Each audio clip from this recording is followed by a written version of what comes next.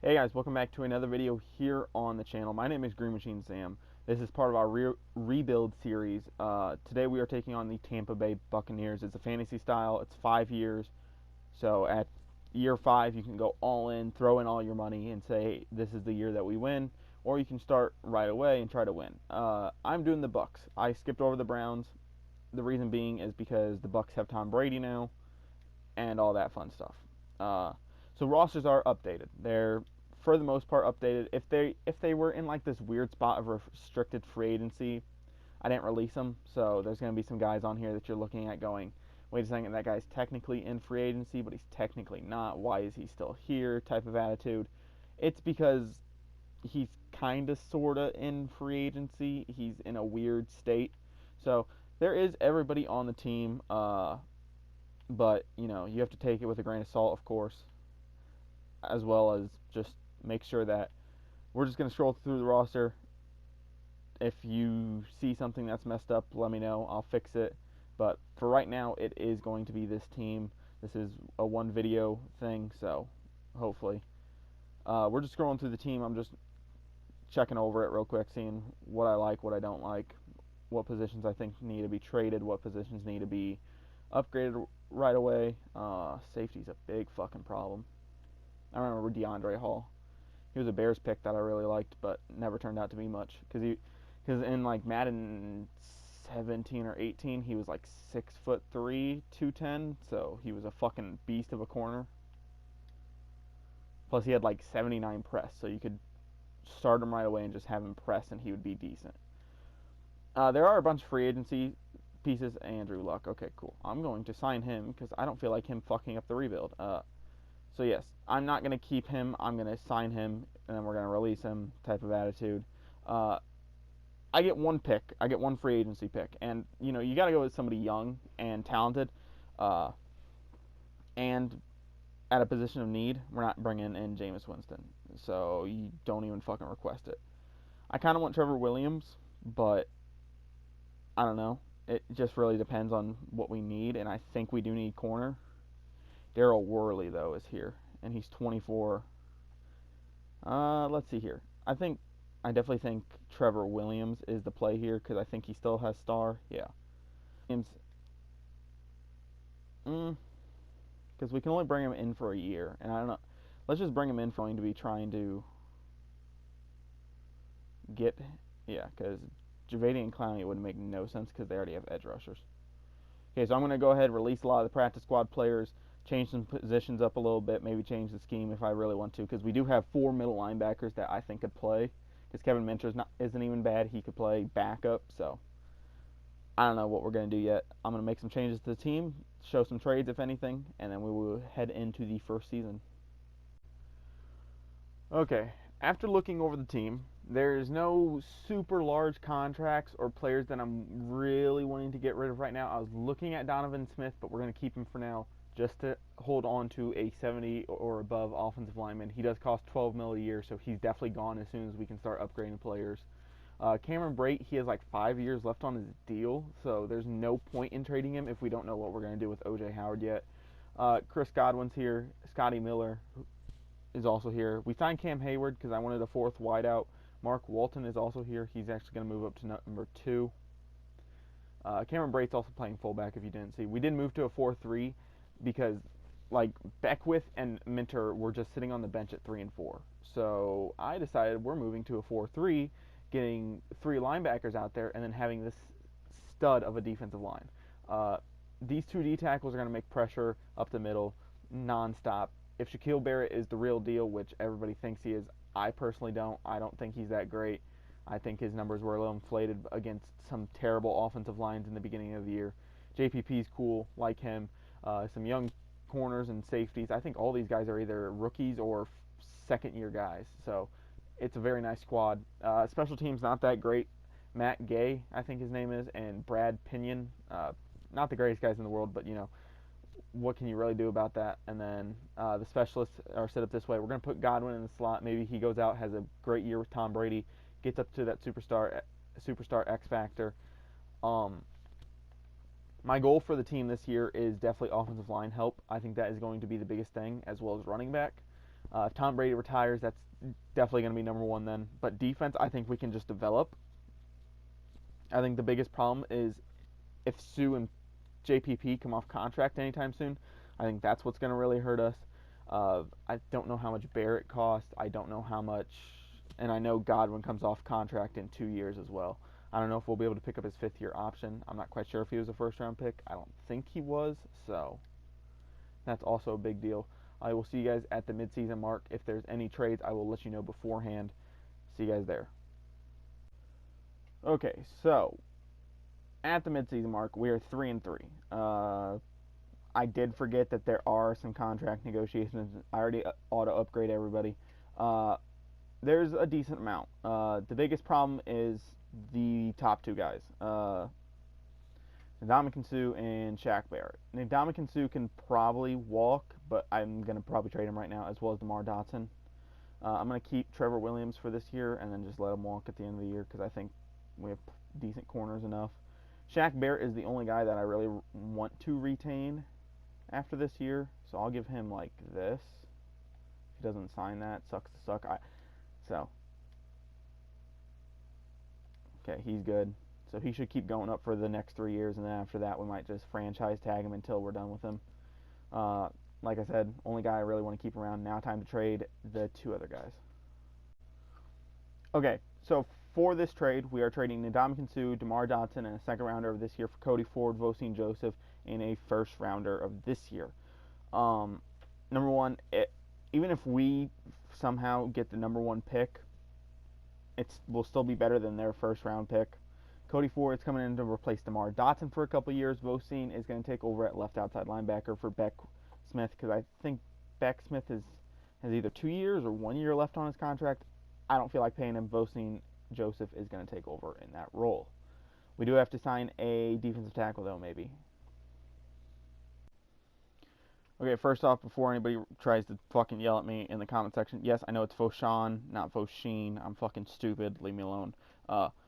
Yeah, so he's going to be starting next to the other 2 guys, which, no offense, if he's our 3rd linebacker, that's not bad. Like, he has speed, and Beckwith, I looked, and he has 2 years left. This is his 3rd year, so. But I get 4 years with Voshan Joseph, so that's good. William Golston is going to slide inside to D-tackle. He does actually jump up in overall as well, so that helps as well. So it's not like the biggest drop-off, but we will feel it. Like I said, we are 3-3 heading into this week, so I'll see you guys at the playoffs if we make it. Okay, so we went 10-6. We made the playoffs. We're just going to auto-upgrade all these guys real quick. Devin White has 3. Jordan Whitehead has 3. Jamel Dean with 2. Sean Murphy with 2. That is amazing for us. So we are going up against the New Orleans Saints. We're not going to jump into any games unless somehow we make it to the Super Bowl. We're going to take a look at stats real quick. So, yeah, we were the 2 teams to the top teams in the NFC South. Tom Brady had a very good year. Not his greatest, but running was not fucking good at all.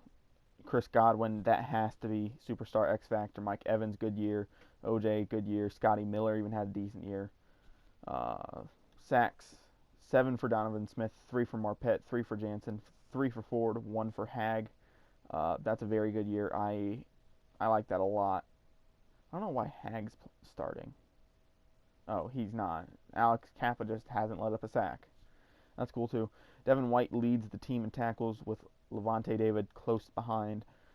Tackles for loss, 15 for Vita Vea, 12 for JPP, 11 for Devin White, and 10 for Golston. So even after not playing half the season, he is still producing. He's actually one of the top sack leaders. He's almost catching Shaquille Barrett. Like, what the fuck?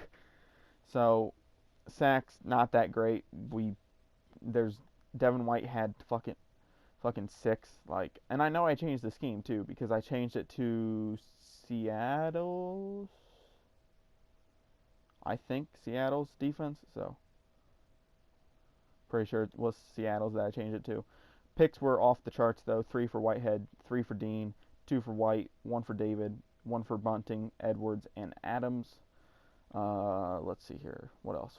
Forced fumbles. We had a combined total of 5. Not bad. That's actually pretty good for a sim, at least. 3 recovered. Blocked kicks. 0 safeties, 1 for Vea, and then touchdowns, 1 for Whitehead. Kicking, 1 blocked extra point, so he did fine there, and he did fine at field goal attempts too. He had 2 of them blocked, so he only technically missed 1. So I will take that every day from our kicker. Punter was not bad. Return squad just couldn't get it done, couldn't get at least 1 touchdown. Yearly awards, let's go ahead and check it out real quick. NFL MVP, none of us. Trubisky's on there. That's fucking weird. We made Coach of the Year at number 6. We are in the NFC. Offensive Player of the Year, Brady at 6. Defensive Player of the Year, Devin White. So he should win Rookie of the Year as well, which is amazing for us. Offensive Rookie of the Year, no Bucks. Defensive Rookie of the Year, Devin White easily. If he won, if he won Defensive Player of the Year, he's going to win Rookie of the Year. Brady at 3 for quarterback. We're definitely not going to have a running back. Godwin was the number 1 wide receiver in the NFC. That should easily get him up to Superstar X Factor. Offensive lineman, Marpet's at 8. Defensive line of the year, nobody. Linebacker, Devin White is number 2, which makes no sense.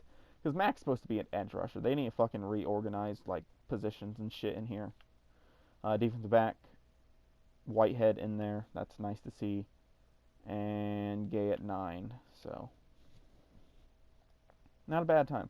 Offensive yards did not look good, though. Show you guys the schedule real quick to make sure that nobody's like, well, you forced fucking wins. No, I didn't. So, nice job going on that 3-win streak to put us in the playoffs. Let's go ahead, upgrade the coach real quick, and then we will head off, hopefully, to the next week as well.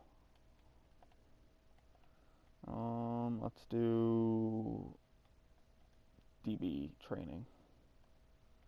I was going to do O-line, but there's nobody really on the O-line that can really develop all that well, so see you guys at the divisional if we make it. After losing in the wild card, we got bumped out of the wild card. We are now in the re-signing period. None of these guys look great. I'm going to put that out there. Mark Walton might be somebody I would look into, as well as maybe our fullback, but we can probably get him for cheaper in free agency. We're going to go ahead, auto-upgrade everybody that's here. Devin White has fucking 5. We're just going to go all into fucking run stopper. He does get moved up to Superstar X Factor, which is awesome. He's up to an 88 with morale.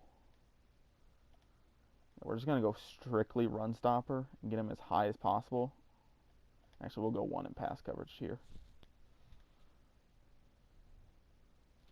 Jesus.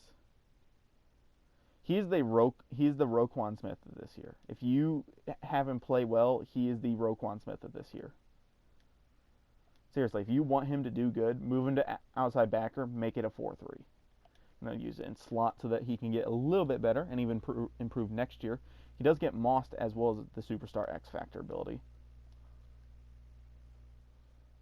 I'll see you guys in free agency and show you who we're negotiating with.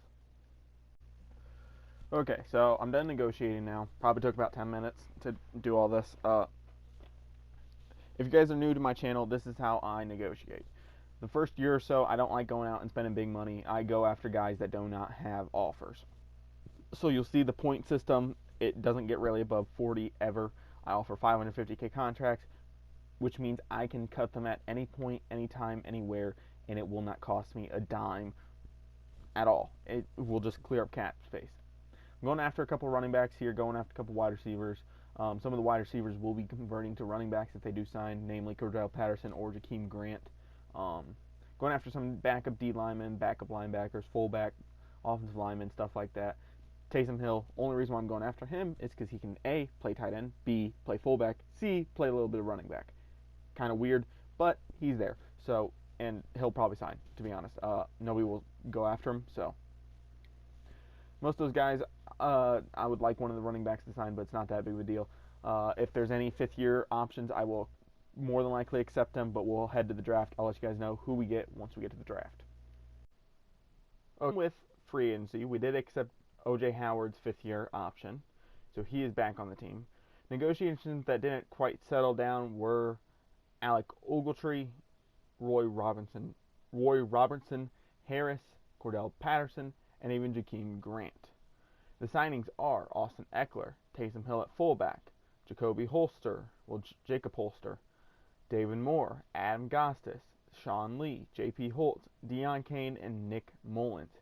The only one that probably won't end up making the team is J.P. Holt. He will probably be released, as well as maybe even Deion Kane. So, other than that, most of the guys will make the team of next year. Let's go ahead and get into the draft. Okay, so we pick at 22 and 24. Then we don't pick until the 22nd pick in the third round. So we're going to go ahead and send to our pick. A lot of the top guys were quarterbacks, running backs, quarterbacks, quarter and cornerbacks, and then wide receivers. So I was looking at it going like, I don't really need any of these guys, so there's no point in trading up. There was a tackle that looked very good.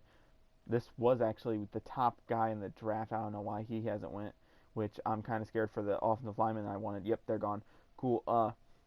So there goes that plan. So we did have a total of 3 offensive linemen on our board that we really wanted. So we might have to look to take Cam Pierman or even Jalen Hobbs as 2 of the guys that I want. But I kind of want to take Deshaun Ryans. He looks amazing. His combine grade is off the goddamn charts, as well as these safeties. These safeties look amazing as well. Joe Ross looks incredible. So does Brandon Scott. Like, there's a lot of value here. I think this is probably going to be a very good class. The question is, do we take the right guys and end up getting those guys that we need? Jalen Hobbs, I don't feel like taking right away because I could probably trade into the second and get him. So I'm not too worried about him. I kind of want Deshaun Ryans. I'm leaning towards him, and I really want him. I'm going to take him. He will fill a need. 73, he's ranked number 17 in the class. We took him at 22. 22 years old, 5'11", 244, Michigan State. He looks very good. His pass coverage is down, but he can rush the passer for some reason. I don't understand that. Next pick, we pick at 24, like I said. They take Walt Jackson, the Vikings do. Bad pick by them. The safeties look good, but I know I should probably take Cam Pierman. Especially since our left tackle right now is, Donovan Smith. Yeah. Our safeties are the Whitehead and, the other dude. I don't know the other dude. I really don't. Do I want Pierman? Just Jose Ross looks too good to pass up. Even Parham looks good.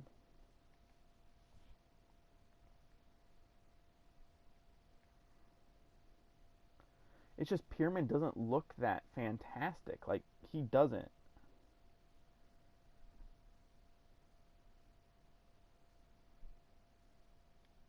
God, I want him, though. With this pick, we are going to be taking Pierman. It sucks. I want to take the other 2 guys. Actually, I think these 2 guys are up before he is. Yeah, they're way up before him, aren't they? Yeah, a decent chunk. He's not expected to go for another 23 picks, so. We're going to take Jose Ross. Shit, that was a terrible draft. Okay, cool. Forget what I said. He's dog shit. Simple as that. I'm going to make some trades, try to move up back into the first, high second as well, and we will try to take some guys. With this trade, we are sending Kendall Beckwith, a 3rd and a 5th of this year, for a 2nd from the Bengals, as well as Alden Tate. With this pick, we are taking Cam Pierman, and he's dog shit as well. Oh my god, what is this draft? I know his fucking combine grade wasn't great, but Jesus Christ, dude. This is probably a bad idea. Isaiah McKinney and 2 4s for a 2. Isaiah McKinney was a practice squad player. The 4th round, there's not many good players left. Okay, so this draft class is apparently really deceiving because that right outside linebacker I had on my board as well was also dog shit. He was a 72. I really don't want to take Jalen Hobbs, but I'm going to. just because, fuck it, why not? We've already gone this far. Oh, cool, he's good. Number 6 in the class, we took him at number 40, 76 overall, hidden development, 6'4", 337, 21 years old, out of Stanford, looking real good. Looking, yeah, I know. This is a bad idea. I don't care. Donovan Smith, a 6 and a 7 of this year to get back into the second with the Eagles. Was trying to go after Jannard Avery and Miles Sanders as well to try to like spice it up, but I just didn't feel like giving up anything above a 3. So last pick of the draft. Let's get it going. Tavares Perron. I don't care.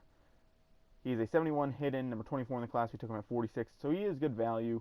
I just don't know if he's going to start right away, especially since he can't play slot. If he would have been like a 71 slot, that would have been nice. I understand you can see that stuff, but you know, let's get to it. Cool. So that was that's probably the worst draft I've ever had. I'm gonna put that out there. Fucking terrible. Top 3 guys off the board for us had normal. The fullback was a better pick than these two at this point.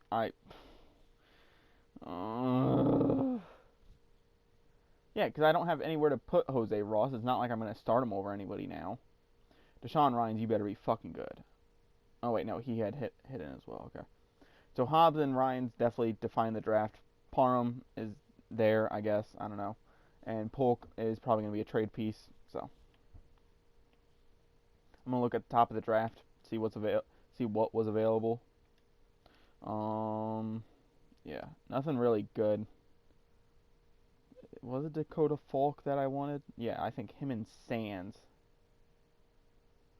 Anton Winter.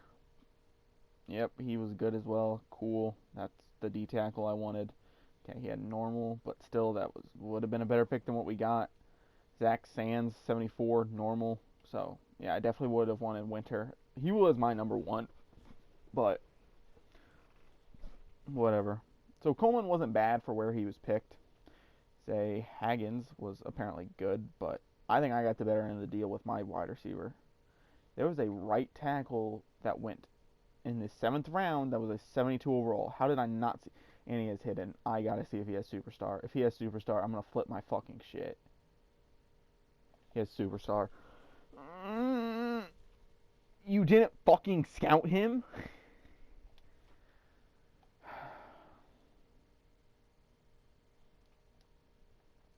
Y'all are fucking dog shit. See you guys at the beginning of the season. So we're trading the fullback and we're trading a defensive tackle for a 4th round pick from the Bengals.